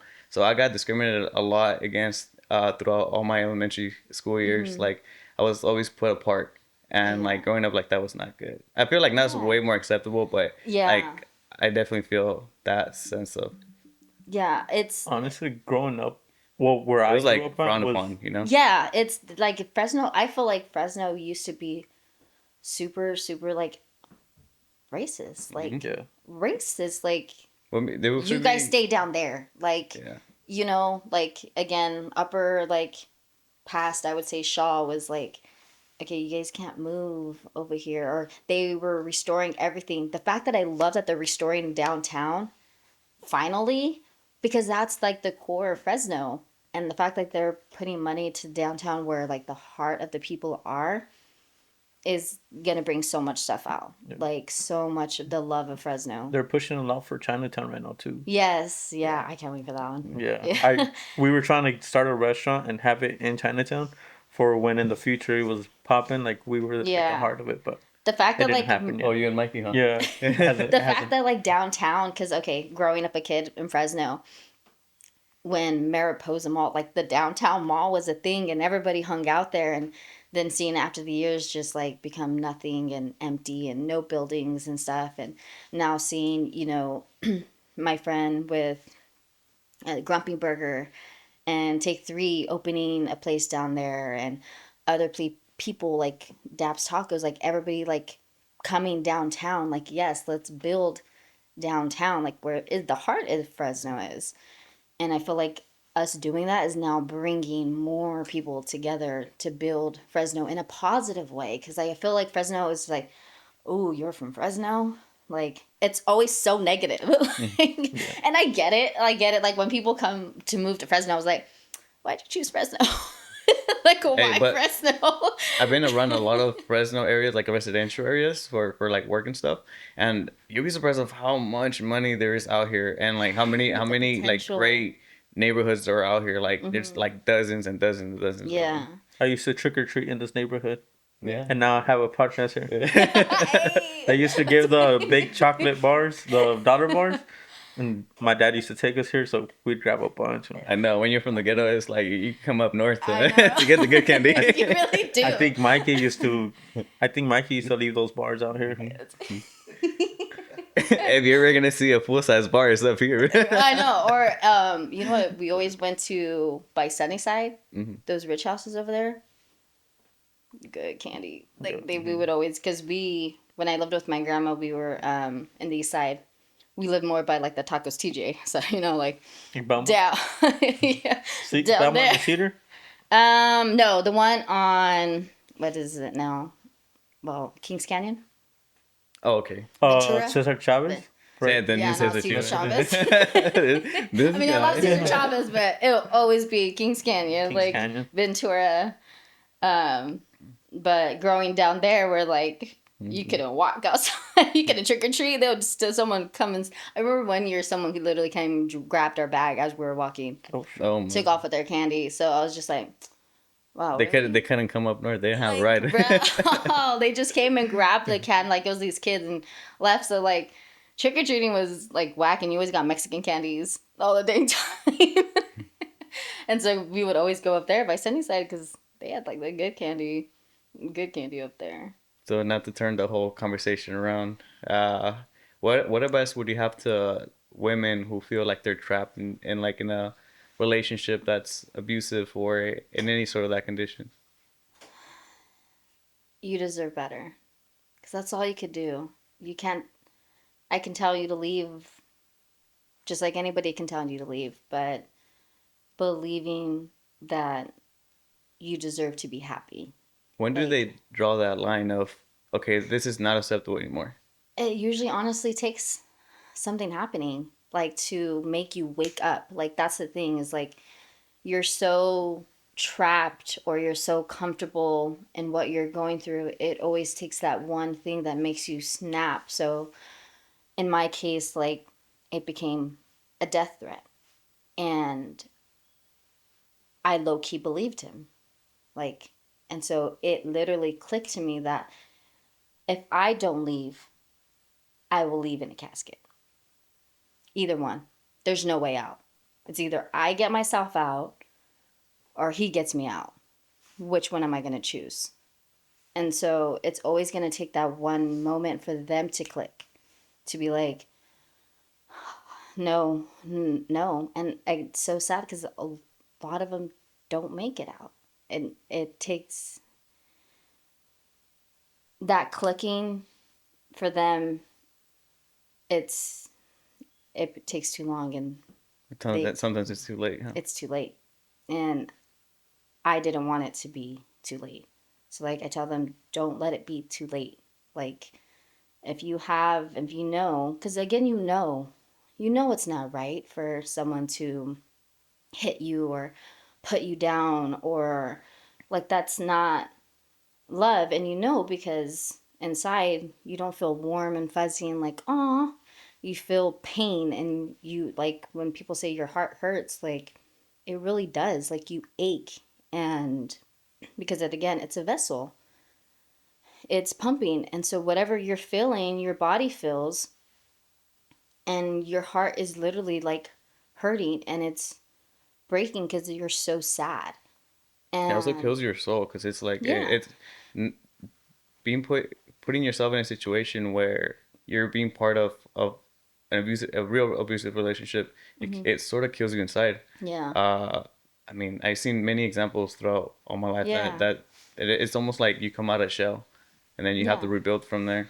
And you don't, and then you kind of lose who you are. And then again, just like being years in it. And usually it takes years. You're not going to get it right away because you're just like, and like in my defense, like it didn't start off abusive, it started off controlling, like instantly. Like we only had one phone, like, tracked where I was, like everything. And so it's just like, oh, he just cares. Like, oh, you start justifying it.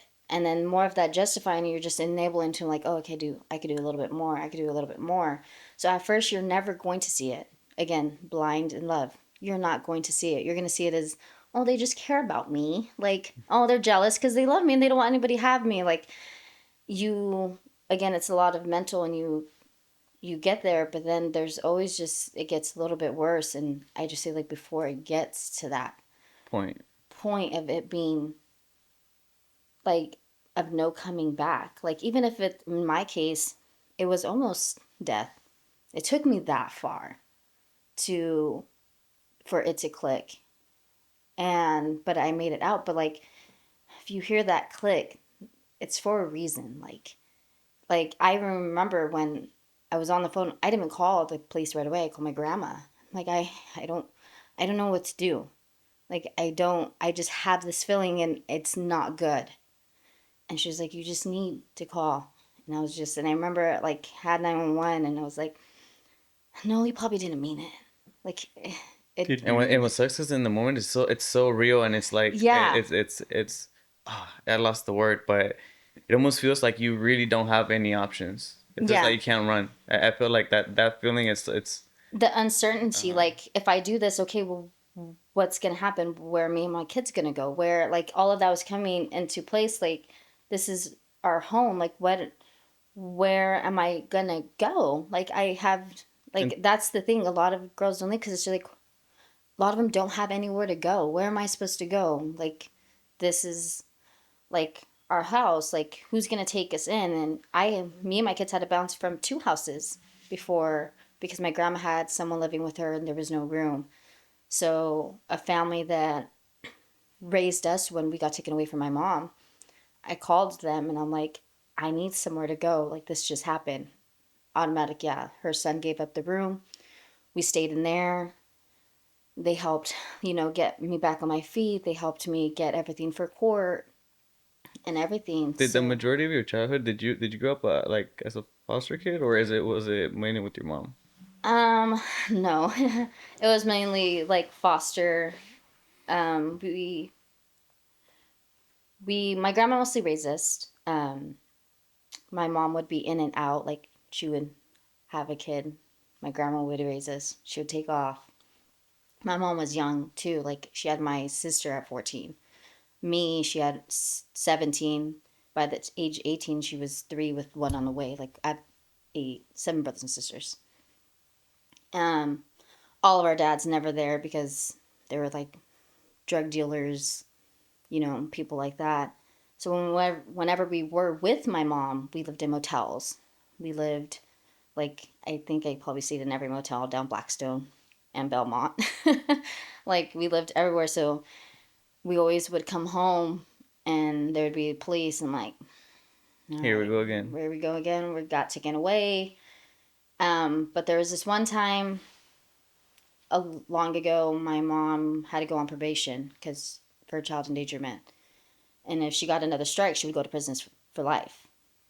So she sobered up or whatever, did what she needed to because she was a big drug addict. And that was mostly a problem. She did drugs all the time. And so my grandma raised us, but there was points where like my grandma couldn't take all of us in, so the court would say no. There was a time where my mom was going through, so we started going to a church. And then once they took her off probation, she went back. So then when we started getting taken away, they started taking us in. So we got taken away. They would call them saying, hey, they're here again. Until finally, like, my mom went to prison for like a while for child endangerment. And we stayed with them for like, I think it was like 3 years. Man. But it was different families from that church who took us in whenever we got the call. So good thing, like, we didn't really have to stay in those houses for long because they always came in and saved us. Were they good people for the general part? Because I met a lot of Yeah. girls who've been in those sort of situations, and they got like abused, or I mean, they got probably a bad family or Yeah. something. No, like they honestly, like, I would say again why I'm here and who I am as far as like very humbled and polite and mannered was through them. So one of the families was my best friend's family. They didn't have a lot. They had a small house and they had 6 kids of their own, but they didn't care. Like they knew, like, let's help save them. Like, and I feel like they did save us because I feel like if I don't know where we would all be if they didn't take us in. We probably would have fell where my mom is in gangs and because our family was like mob gang related. That's why we always got taken away. Raids were normal. Like, I oh, feel like a lot of they're people. coming through our house again. Yeah. All right, like it was normal. And so then, but when we went with them, we're like, we all sat down at one table and ate dinner, and like they were pastors, so we would go to church. It was the pastors who took us in. It was different because, like, obviously, like, no more video games, no more like any worldly stuff. We're not allowed to listen to the radio. I remember one time I got grounded for listening to B95 because like we're so used to it. And then I got grounded because I was like cleaning my room, but I thought they left. And so I was cleaning and then he just turned around. I was like, shit. So it was definitely different growing up, very strict. But I feel like, like there's a huge difference, especially when you that camera died. That's right.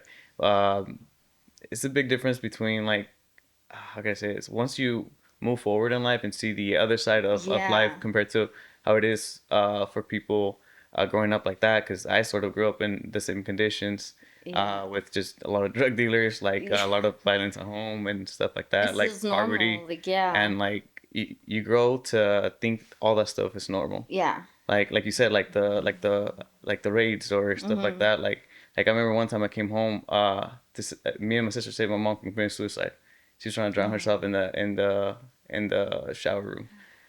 So like, and that stuff becomes subconsciously normal. And then once you go and see like a whole another side of life, like out here you're It's like wow, this really is different. I know. This is like, wait, what? Yeah, You and guys, y'all good here?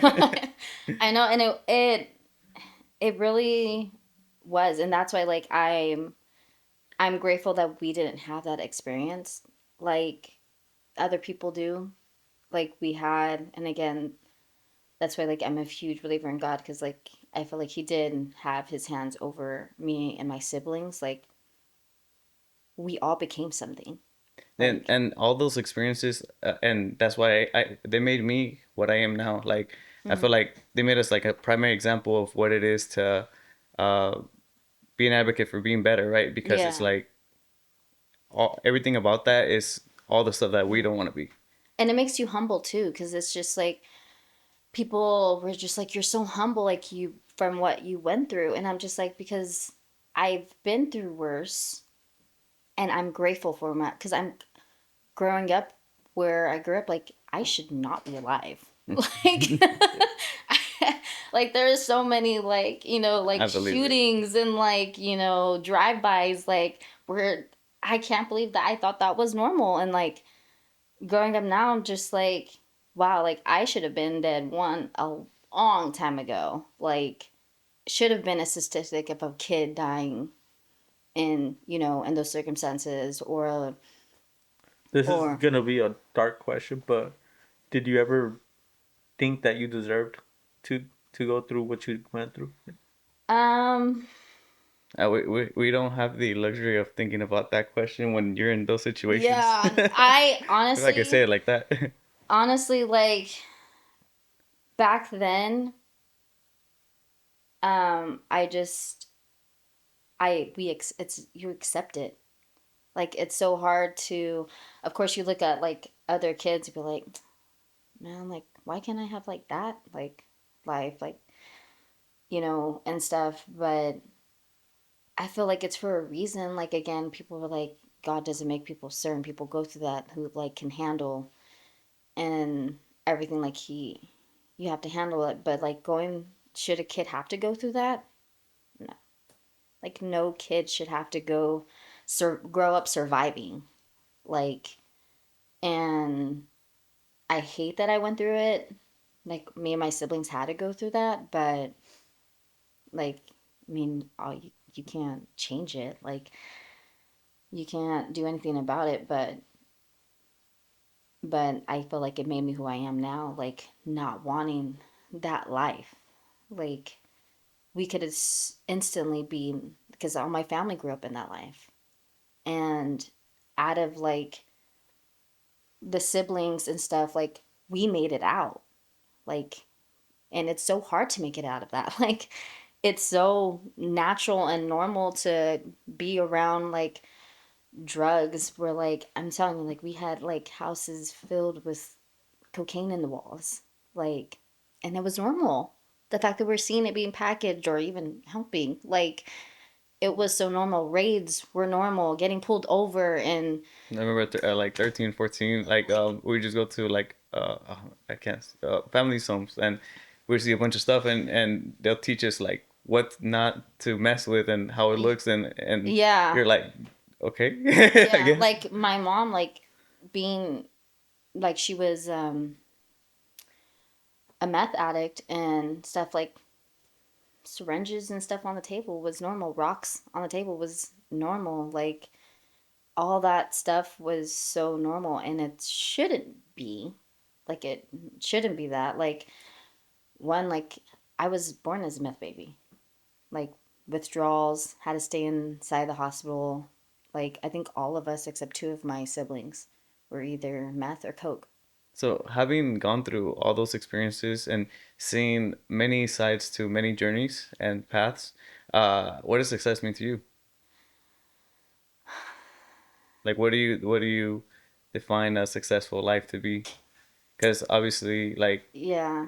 Um I would say like happiness and peace. Like growing up in that, like you're really not, you're always happy as a kid, like you find the small things and they're like everything that I went through. But I always remember like playing cops and robbers or like playing sports. Like sports was our outlet. Like it was away from home, it was away from all the craziness and all that. So as a kid you're trying to find like little small things to make you happy, like to overlook all of that.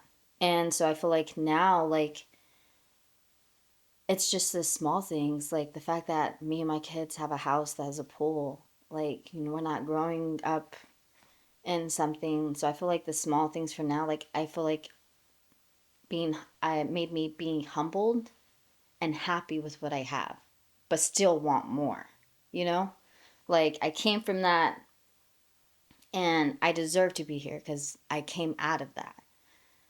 And now I'm happy and stuff. So, like, I feel like the small things, like happiness, peace, having a good job, like, you know, mentally not fucked up from what we went through, you know? And that's the like I wanted to say that in the beginning, but I wanted to congratulate you for having such a great mentality.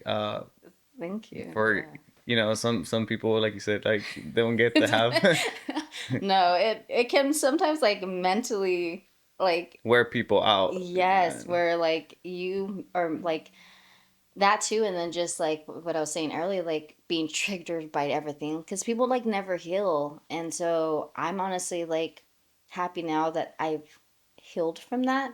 Like, yes, it happened to us, and it sucked that we had a horrible childhood, and then I mean I didn't even get a breath between going from a horrible childhood to into an abusive marriage. So like it was like no like fuck like I what see a is lot of people too that are still like have that victim mindset. yeah Like we'll talk about some things in the past, and it's like, man, you're still stuck in there. there like And you're it's like still you like that gotta. anger, you have to let it, and you have to let it go. So like I feel what I'm grateful for after coming out is that I let it go. Like it doesn't hold on to me. I don't have anger like even towards like my mom, like you know she's sober and stuff now. Like there's no anger like do I wish you would have got sober like a long Sooner. ass time ago.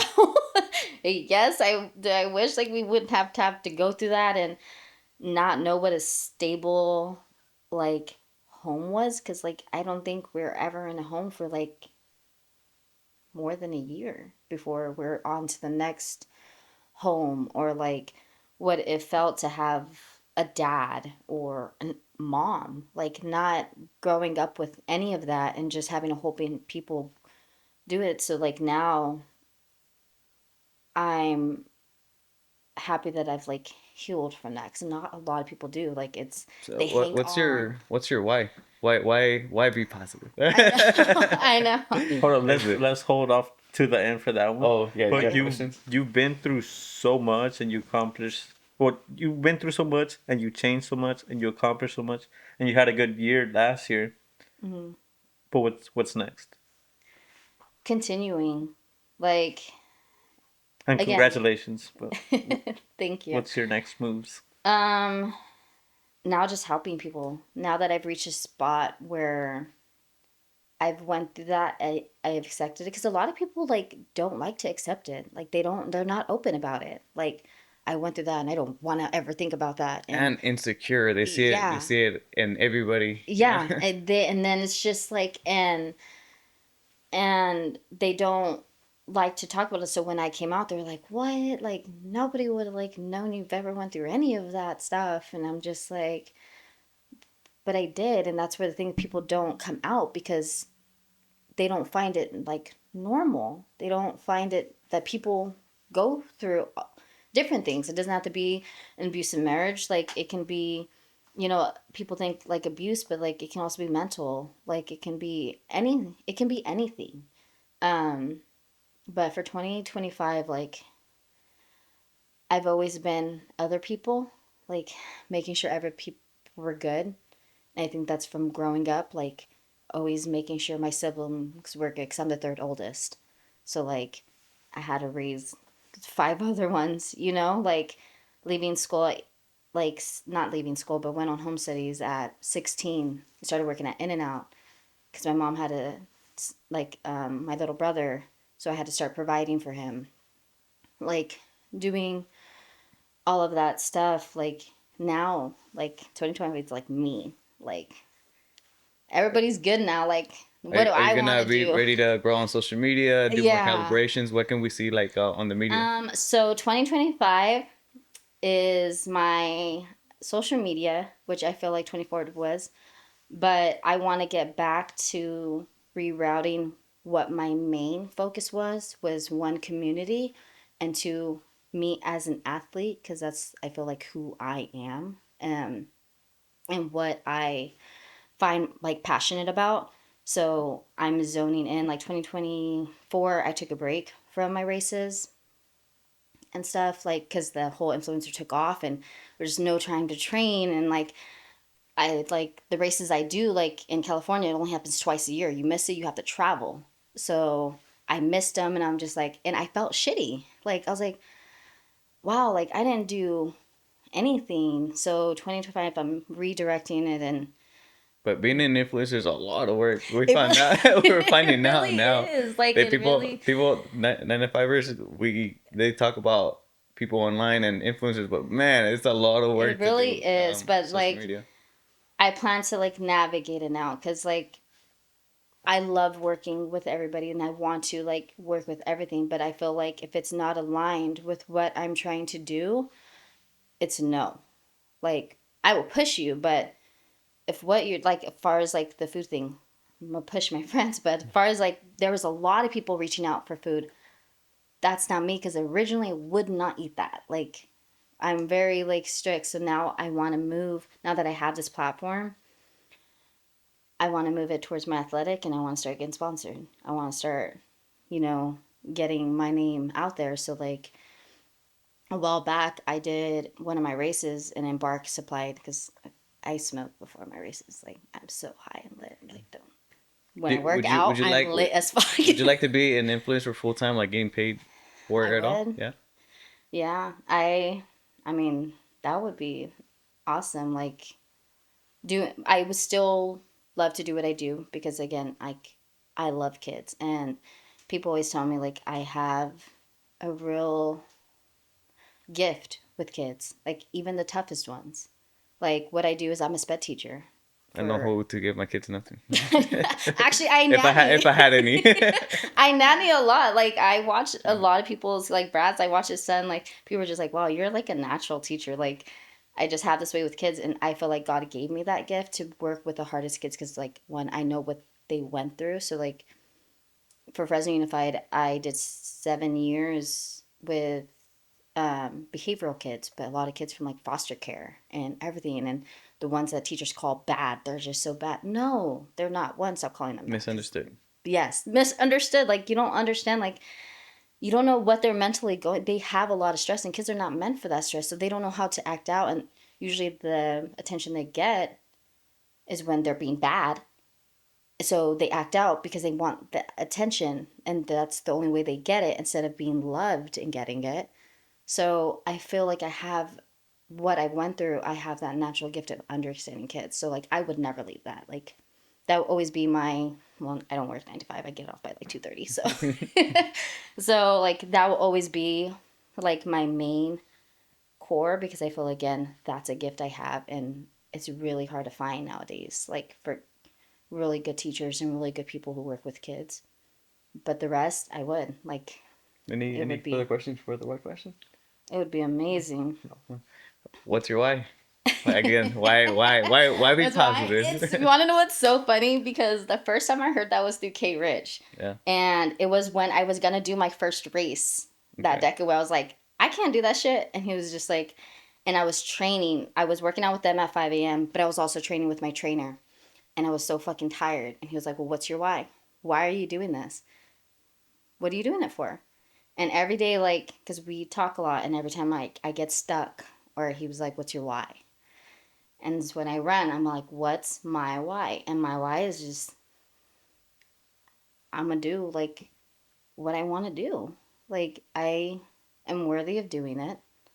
And I know. So my why is just my kids, proving to my kids too, like, you can do anything. Like, they saw me come out to nothing, to doing what I had to deal with, to now.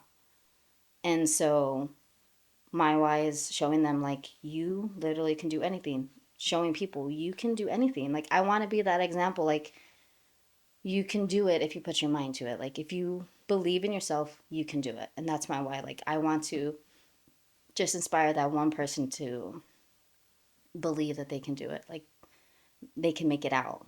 Adrie, Thank you so much for coming on. Thank Continue you. being great. Continue on your mission and continue to inspire people. Thank you. Thank you. You guys too. Like you guys are amazing. I hear about you guys like everywhere. I see your guys' stuff. So 2025. Thank you. Thank you so much. It's Guys, big. thank you so much for listening. Like and subscribe.